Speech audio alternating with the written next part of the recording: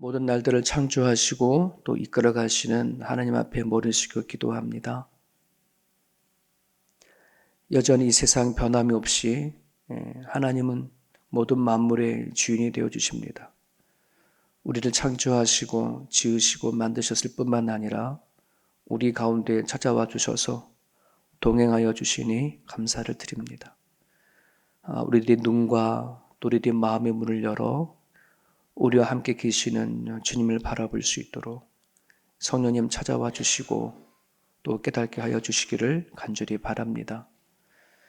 어느덧 하나님 주일을 맞이합니다. 온 땅에 세워진 교회들을 통하여 하나님 영광 받아주시고 그 예배를 통하여 온 성도들이 하나님을 인격적으로 만나며 살아갈 수 있기를 소망합니다. 특별히 가정 안에 많은 환우들이 있습니다. 나의 부모님이, 나의 아내가, 남편이, 내 아들이, 내 딸이 하나님 고통 가운데와 싸우는 그런 가정들이 너무나 많이 있습니다. 아버지, 우리에게 하나님께서 주시고자 하시는 것이 재앙이 아니라 평안이라 말씀이 주셨사오니 가정마다 그 고통의 자리가 평강으로 바꿔주시고 주님을 깊이 만나는 자리가 될 수 있도록 도와주셔서 하나님 견디어내고 참고 하나님을 붙잡고 살아가는 가정들마다 하나님 은혜를 베풀어 주옵소서. 의미 없는 시간이 되지 말게 도와주시고 하나님을 그 어느 때보다도 깊이 체험하는 자리가 되게 하셔서 비록 육체적으로는 어렵고 힘들지만 마음만큼은 주님이 함께하는 하나님의 나라가 되게 하여 주옵소서. 오늘도 주님 앞에 나와 기도하는 하나님의 권속들에 응답하여 주셔서 하나님의 살아계심과 일하심을 드러내 주옵소서. 예수님의 이름으로 기도합니다. 아멘. 열왕기하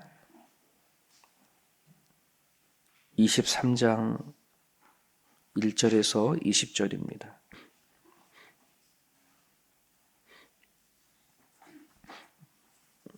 열왕기하 23장 1절에서 20절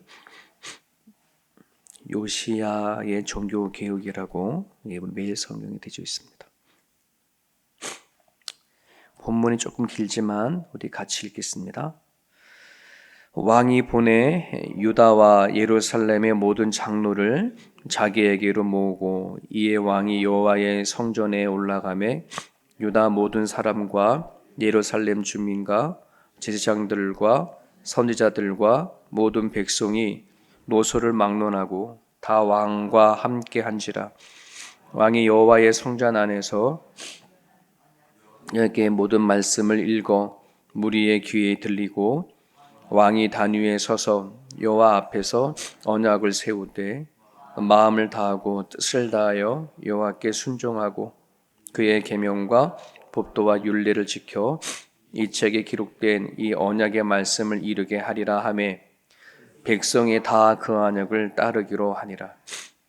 왕의 대제사장 hil기야와 모든 부제사장들과 문을 지킨 자들에게 명령하여 바알과 아세라와 하늘의 이런 성신을 위하여 만든 모든 그릇들을 여호와의 성전에서 내다가 예루살렘 바깥 기드론 밭에서 불사르고 그것들의 죄를 베델로 가져가게 하고 옛적에 유다 왕들이 세워서 유다 모든 성읍과 예루살렘 주위의 산당들에서 분향하며 우상을 섬기게 한 제사장을 폐하며 또 바알과 해와 달과 별대와 하늘의 모든 별에게 분향하는 자들을 폐하고 또 여호와의 성전에서 아세레 상을 내다가 바깥에 기드론 시내로 가져다가 거기에서 불사르고 빻아서 가루를 만들어 그 가루를 평민의 묘지에 뿌리고 또 여호와의 성전 가운데 남창의 집을 헐었으니 그곳은 여인이 아세라를 위하여 기장을 짜는 초소였더라. 또 유다 각 성읍에서 모든 제사장을 불러오고 또 제사장이 분향하던 산당을 게바에서부터 브에세바까지 더럽게 하고 또 성문의 산당들을 헐어버렸으니 이 산당들은 그 성읍의 지도자 여호수아의 대문 어기 곧 성문 왼쪽에 있었더라. 산당들의 제사장들은 예루살렘 여호와의 계단에 올라가서 못하고 다만 그의 형제 중에서 무교병을 먹을 뿐이었더라.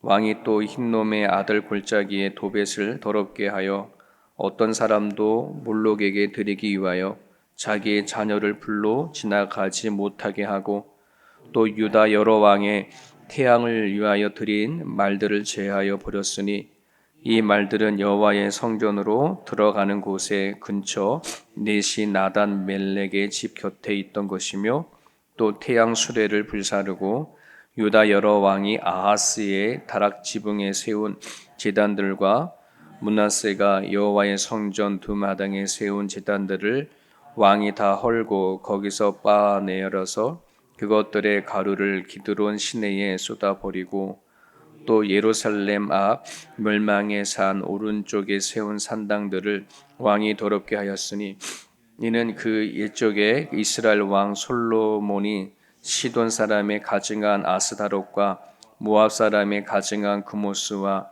암몬 자손의 가증한 밀곰을 위하여 세웠던 것이며 왕이 또 석상들을 깨뜨리며 아세라 목상들을 찍고 사람의 해골로 그곳에 채웠더라. 또한 이스라엘에게 범죄하게 한 느밧의 아들 여로보암이 베델에 세운 제단과 산당을 왕이 헐고 또 그 산당을 불사르고 빻아서 가루를 만들며 또 아세라 목상을 불살랐더라. 요시야가 몸을 돌이켜 산에 있는 무덤들을 보고 보내어 그 무덤에서 해골을 가져다가 제단 위에 불살라 그 제단을 더럽게 하리라.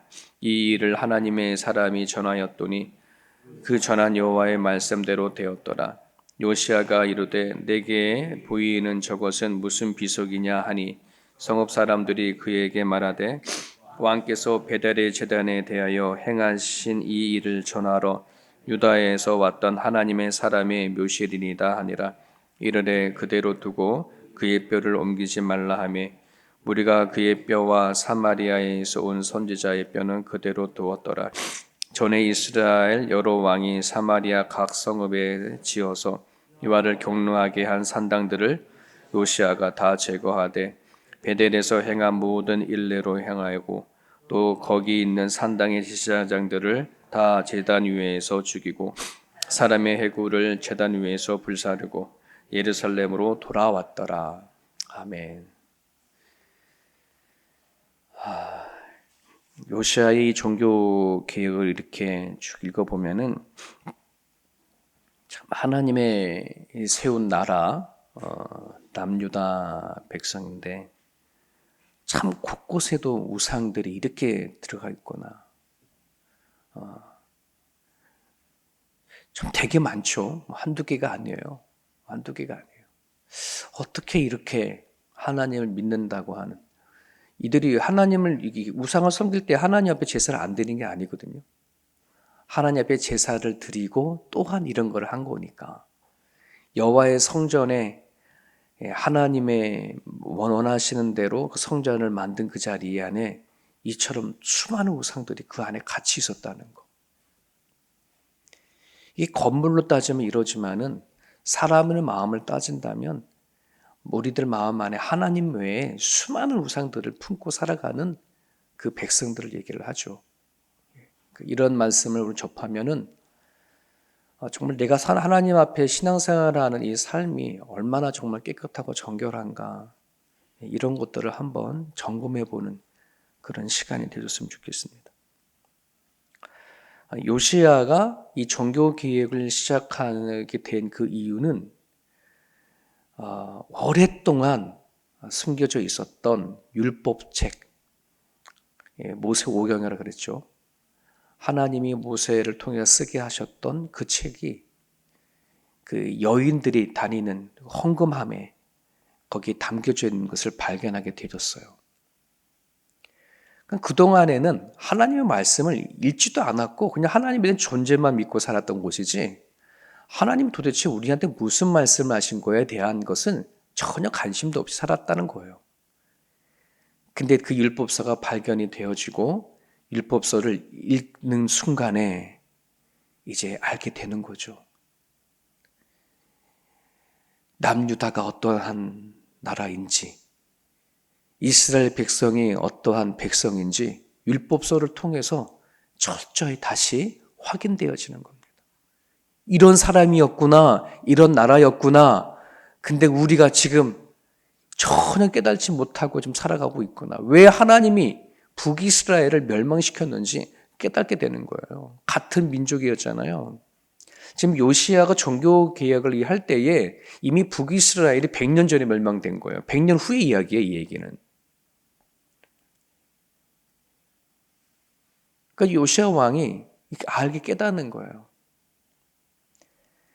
율법책을 발견한 걸로만 끝나는 게 아니라, 와, 놀랍다.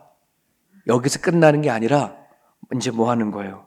철저하게 하나씩 하나씩 하나님이 주신 말씀에 대로서 살아가려고 몸부림을 치는 이야기가 오늘 본문의 이야기죠. 그래서 오늘 그 3절에 보면 그러죠. 왕이 단 위에 서서 여호와 앞에서 언약을 세우되 마음을 다하고 뜻을 다하여 여호와께 순종하고 그의 계명과 법도와 율례를 지켜 이 책에 기록된 언약의 말씀을 이루게 하리라. 이렇게 얘기한 거예요. 명령하게 한 거예요. 하나님 말씀 따라 이제는 뭐요? 살겠다라고 결단하고 다짐하는 거예요. 여러분, 이것을 우리 하나님을 만날 때 인격적으로 만났다라고 하는 거예요. 신앙생활 하면서 인격적인 하나님 참 많이 듣잖아요. 그래서 하나님 만났냐, 인격적으로 만나셨어요? 이렇게 질문 많이 하잖아요. 그것은 그냥 하나님을 알고 믿는 얘기가 아니라 내가 살아가는 삶 전체를 실제적인 구체적인 삶이 하나님 앞에 돌아섰느냐 이런 겁니다. 내가 하나님에 대한 생각과 감정뿐만 아니라 살아가는 삶 현실 안에서도 하나님을 내 주인으로 삼고 살아가느냐, 이것을 인격적으로 하나님을 믿고 산다고 얘기해요. 근데 우리는 알잖아요. 너무 많은 그리스도인들이 하나님에 대한 실존은 알고는 있으나 살아가는 삶의 현장 가운데 안에는 하나님을 인격적으로 대우하고 살아가는 사람들이 흔치 않아요. 많지가 않다는 뜻입니다. 그러니 세상을 향해서 조롱을 받는 거예요. 세상을 향해서 손가락질을 받는 거예요. 너도 교회 다니냐? 이렇게 얘기되는 거죠. 내가 교회 다닌다고 말하지 않아도 사람들이 알아봐야지. 야, 너 교회 다니나 보다. 하나님 믿나 보다. 이렇게 돼야 되는데 말하지 않으면 몰라. 내가 교회를 다녀. 인격적으로 만난 게 아니죠. 여러분, 아브라함이 하나님의 부름을 받았어요. 아브라함아, 너가 살던 그 갈대 우르에서 떠나서 내가 지시한 땅으로 가라. 하나님의 부름을 알고 들었지만 만약에 아브라함이 안 갔다면 안 갈 수도 있잖아요. 그렇지 않습니까? 너 안 가면 죽어. 뭐 이런 말도 한 게 아니잖아요. 안 갈 수도 있단 말이죠. 근데 그게 하나님 말씀을 들었지만은 실제적으로 갈대아 우르를 떠난다는 거는 이건 모험이에요. 큰 결단이에요. 그 많은 가족과 그 많은 재산을 가지고 어딘지 모르는 길을 떠난다는 것 자체는 실질적으로 자살 행위거든요. 그 시대에는. 근데 믿고 가는 거죠. 갈 바를 알지 못하지만, 어디로 가라는지 알지 못하지만, 그걸 하나님의 믿음의 시작이라고 얘기를 합니다. 믿음의 시작. 우리가 하나님을 정말 믿는다면 내 살아가는 삶의 현장 안에서 시작이 돼야 돼요. 로마서 5장 17절에 이런 말씀이 있습니다. 한 사람의 범죄로 말미암아 사망이 그 한 사람을 통하여 왕노릇한즉 더욱 은혜와 의의 선물을 넘치게 받는 자들이 한 분 예수 그리스도를 통하여 생명 안에서 왕노릇하리로다라고 하는 말씀이 있어요. 오늘 말씀을 묵상하면서 이런 생각을 하게 됐어요. 요시야의 아버지 아몬이나 그 할아버지 므낫셋이나 그 왕의 한마디로 인해서 백성들이 다 그 길로 가잖아요. 근데 요시야의 이 왕 한마디에 온 백성들이 다 그 언약을 따랐다. 이렇게 얘기 나와요. 이 왕이 어떻게 생각하고 나라를 다스리냐 따라서 온 백성들이 우상을 섬기기도 하고 하루아침에 하나님의 길로 가기도 하고 이러는 거예요. 이 백성들이 좀 생각이 좀 있으면 왕이 하나님 보시기에 나쁜 길로 가면은 데모를 해서라도 잘못 갔다라고 이렇게 하고 뭐 이래야 되는 건데 전혀 그러지 않아. 왕에 의해서. 여러분 로마서에는요. 예수를 믿는 사람들은 한 예수님을 통해서 이제 생명 안에 왕노릇하라 이런 말을 하고 있어요. 이 얘기는 다른 게 아니라 예수님을 믿는 사람들, 예수 안에 생명을 가진 그 사람들이 왕처럼 명령하라 얘기가 아니라 그 왕이 살아가는 삶의 모습을 보고 누군가가 철저히 따라오는 삶을 살게 하라 이런 뜻이에요. 책임과 역할이 있는 거야. 생명을 가진 사람의 생명과 그 책임과 역할을 이 왕노릇하라는 뜻이에요. 너가 어떻게 사냐에 따라서 주변에 있는 사람들이 영향을 받을 거다. 내가 엉망으로 살면 내 주변에 있는 사람은 반드시 그것에 대한 엉망으로 살게 된 영향을 받게 되는 거예요. 우리들의 위치가 그런 거거든. 여러분, 그러니 내가 예수님을 믿고 하나님 안에 산다고 하는 이 생명의 영향력이 그저 내 안에만 갖춰져 있는 게 아니에요. 나 한 사람이 어떤 생각을 하고 어떤 행동을 하고 어떻게 사느냐가 내 가정 안에 또 내 교회 안에 공동체 안에 영향을 주는구나. 생명 안에 바르게 살아가야 되겠다. 이런 마음을 갖고 살아가는 사람이 하나님을 인격적으로 만나고 살아가는 거지. 내가 어떻게 살든 말든 그건 잘못된 신앙이죠. 오늘 4절부터 이제 요시야가 개혁하는 이야기가 쫙 나와요. 근데 하나같이 여호와의 성전 안에 있는 것을 보게 돼요. 여호와 안에 성전 안에 세워진 우상들, 아세라, 바알 우상들, 태양을 섬겼던 제사장들, 산당들, 이런 것들.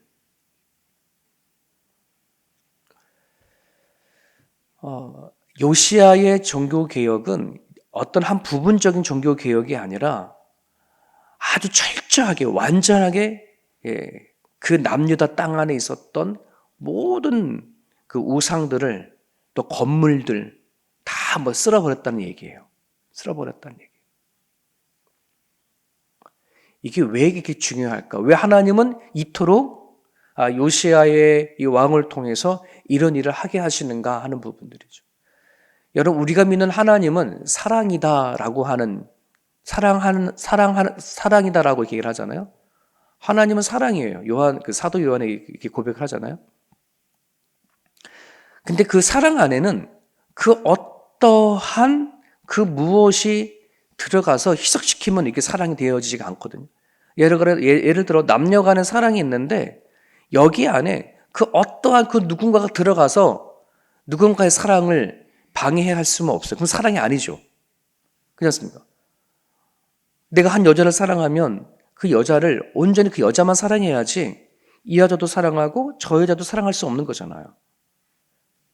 내가 한 남자를 사랑하면 이 남자도 사랑하고 저 남자도 사랑할 수 있는 게 아니에요. 그건 사랑에 대한 오염이고 변질이죠. 그런 사랑을 가지고 같이 못 사는 거지 않습니까? 연애하던 사람이 서로 간에 헤어질 때에 보잖아요. 그냥 안 헤어지잖아요. 내가 너한테 줬던 거 다 내놔 막 이러잖아요. 흔적도 없이 그냥 다 갖고 싶으면 다 뺏어가는 거예요. 네. 여러분, 하나님과 이스라엘 백성의 관계는 사랑의 관계로 맺어진 거예요. 일방적인 하나님의 사랑의 관계. 근데 거기에 하나님 외에 다른 어떤 것이 들어가졌을 때 하나님은 너무나 불쾌한 거예요. 실질적으로. 너무나 불쾌하고 분노가 되는 거예요. 이 요시야 왕이 하나님이 주신 율법을 통해서 그거를 발견하게 된 거예요. 오직 하나님, 하나님에 대한 내 생각과 마음. 성경에는 우리를 거룩한 성전이다. 우리들의 마음을 거룩한 성전이다. 몸을 이렇게 얘기를 하잖아요. 그렇기 때문에 하나님을 향하여서 정말 진실되게 사랑하고 온 마음을 다하고 뜻을 다하여 믿는다고 한다 그러면 내 삶뿐만 아니라 내 안에 있는 생각과 마음을 철저하게 하나님 앞에 드러내야 돼요. 하나님이 싫다 하는 것이 무엇인지 살필 수 있는 거. 믿음 말씀을 가지고 나를 살펴보는 것만큼 중요한 것이 없어요. 근데 우리는 대부분 많은 사람들이 이 말씀을 나를 살피는 게 아니라 남을 살피는데 많이 쓰여진다는 것이 문제죠. 여러분 열왕기 하를 쭉 보아서 알지만은 이 왕을 평가할 때에 이 왕이 악하다라고 평가를 한다 그러면 그 기준을 누구한테 뒀냐면 북이스라엘의 첫 왕인 여로보암. 여로보암처럼 우상을 섬겼냐 안 섬겼냐에 따라 이 왕이 악하다라고 그렇게 판결을 나눴어요. 그럼 이 왕이 선하다라고 하는 건 누구를 왕을 비를 들었냐면 다윗 왕이에요. 그러니까 다윗 왕처럼 행했으면 얘는 선한 왕이다라고 하는 거예요. 악한 것의 대명사는 여로보암이고 선한 왕의 대명사는 다윗이거든요. 근데 다윗을 살펴보면은 다윗이 죄를 안 지은 게 아니거든요. 악한 짓을 했어요. 살인 청부업자예요. 그리고 죽였어요. 실제적으로. 근데 어떻게 하나님은 다윗 왕을 내가 합한 사람이다라고 이렇게까지 할 수 있었냐 그러면 다윗이 하나님을 향한 신앙만큼은 아주 철저하게 회개하고 철저하게 하나님 앞에 정결한 신앙을 가지려고 노력했던 사람 중에 한 사람이에요. 시편 62편에 보면 다윗이 이런 고백을 합니다. 나의 구원과 영광이 하나님께 있음이며 내 힘의 반석과 피난처도 하나님께 있도다. 백성들아 시시로 그를 의지하고 그 앞에 마음을 토하라. 하나님은 우리의 피난처로다. 시시로 때때로 마음을 토하래. 이게 다윗이 하나님 앞에 사랑받은 이유 중에 하나예요. 자기가 실수를 몰라서 그럴 수도 있어. 아니면 왕의 자리 취해가지고 자기가 그렇게 해도 되는 줄 알았을 줄 모르겠어. 하지만 나다 선지자를 통해서 하나님이 싫어하는 것을 정확하게 알았을 때에는 그는 철저하게 하나님 앞에 뭐 하는 거예요? 드러내고 회개하는 거죠. 여러분 우리가 하나님 말씀을 읽기 전에 하나님이 뭘 원하는지 원하지 않은지 몰라서 그냥 실수로 저지른 죄들도 있을 거예요. 하지만 말씀을 통해서 하나님의 뭘 원하는지 알게 되어졌다면 그 말씀 앞에 철저히 나를 비춰보아야 되는 거. 네, 이게 내가 믿음이 자랐다는 뜻이에요. 신앙이 있다는 증거예요. 네. 여러분 갈라디아서는 성경을 거울로 비유하죠. 거울.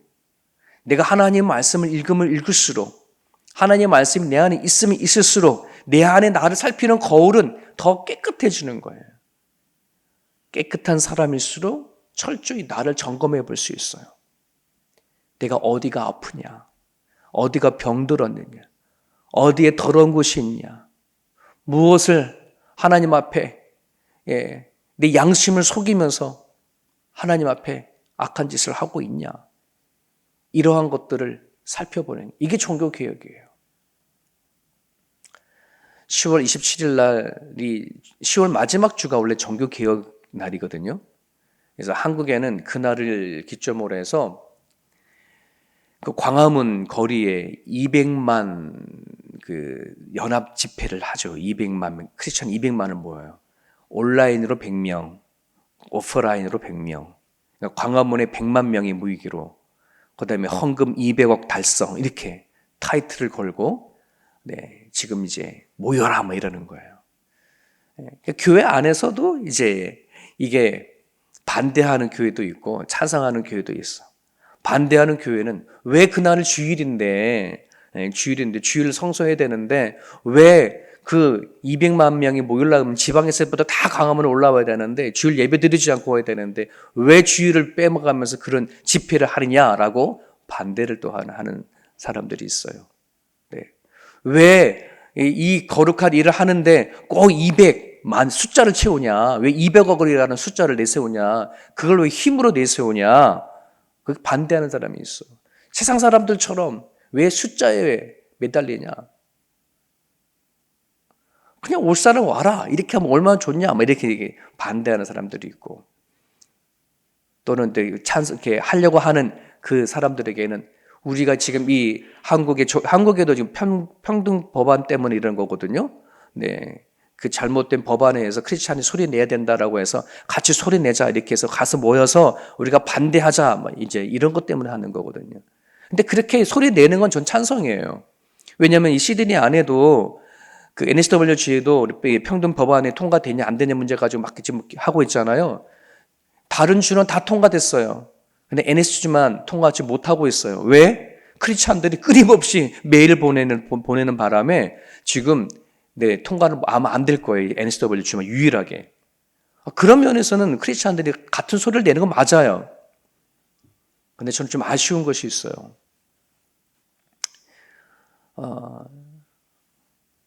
왜 굳이 모이는 건 모이려야 되지만은 같은 소리를 내야 되지만은 이때에 정말 대한민국이 회개 기도를 하면 얼마나 좋을까. 200만을 얘기한다면 200만을 회개하는 자를 찾는다고 한다면 얼마나 좋을까 개인적으로. 네. 이 시대를 향해서 소리도 내야 되지만 이 시대를 향해서 대한민국의 크리스찬들이 잘못 살아왔던 것들을 하나님 앞에 회개하고 고백하는 그 시간으로 만들면 얼마나 좋을까 개인적으로. 시대가 병이 들었다는 것은 사회가 병이 들었다는 것은 믿지 아니하는 사람이 잘못이 아니라 믿는 사람 때문이라고 성경은 얘기하고 있어요. 세상이 병들었을 때에는 믿는 자들이 하나님 성전에 나와서 회개하고 자복하면 내가 그들을 고칠지라라고 하잖아요. 세상을 고치는 것은 그 사람이 고치는 게 아니라 믿는 사람이 회개하고 믿는 사람이 하나님 앞에 잘못됐다고 할 때에 세상이 변화되는 거거든요. 근데 우리는 깨끗한데 우리는 맞는데 세상이 틀렸어라고 하는 방식으로 가면 안 된다고 저는 생각이 되죠. 제 개인적으로는 세상을 변화시키려면 세상을 종교 개혁을 하려면 우리가 틀렸구나. 여기서부터 종교 개혁은 일어난다고 생각이 되죠. 이 요시야 이 개혁이 유다 땅만이 아니라 오늘 뒷부분을 보면 이미 100년 전에 멸망한 북이스라엘에 있는 사마리아까지 가가지고서는 종교개혁을 해버립니다. 예, 북이스라엘 백성을 멸망했는데 아직 그 자리에 남아있는 산당들, 우상들을 요시야가 철저히 없애버려요. 철저히 없애버려요. 왜? 하나님이 하신다고 하셨거든. 내 백성이 하나님을 떠나지만 그렇다고 거기에 우상들이 서지 않게끔 하나님은 다 쓸어버려요. 요시야를 통해서 그 일을 할지 누가 알았겠어요. 여러분 이 세상을 다스리시는 분이 여호와 하나님이십니다. 내 마음을 감찰하시고 세상을 이끌어 가시는 분이 여호와 하나님이라는 사실을 다시 한번 우리가 기억하고 철저히 하나님 앞에 내 생각과 내 마음을 점검하시고 하나님이 뭘 원하시는가, 뭘 싫어하시는가, 내 마음에 두 마음은 있지 않는가, 내 마음을 하나님 앞에 더러운 그런 우상들이 여전히 존재하지 않는가 확인하면서 하나님 앞에 기도하는 그런 시간이 되었으면 좋겠습니다. 오늘 주신 말씀 여러분을 붙잡으시고요. 기도하실 때에 하나님, 나는 하나님이 택한 왕같은 제사장입니다. 어두운 데서 불러내어져서 하나님의 기이한 빛을 보게 하셔서 세상을 향하여 아름다운 덕을 선전한 자로 불러싸우니 그 일들을 감당할 수 있는 그런 자가 되게 해달라고 이 시간 기도해 주시길 바랍니다.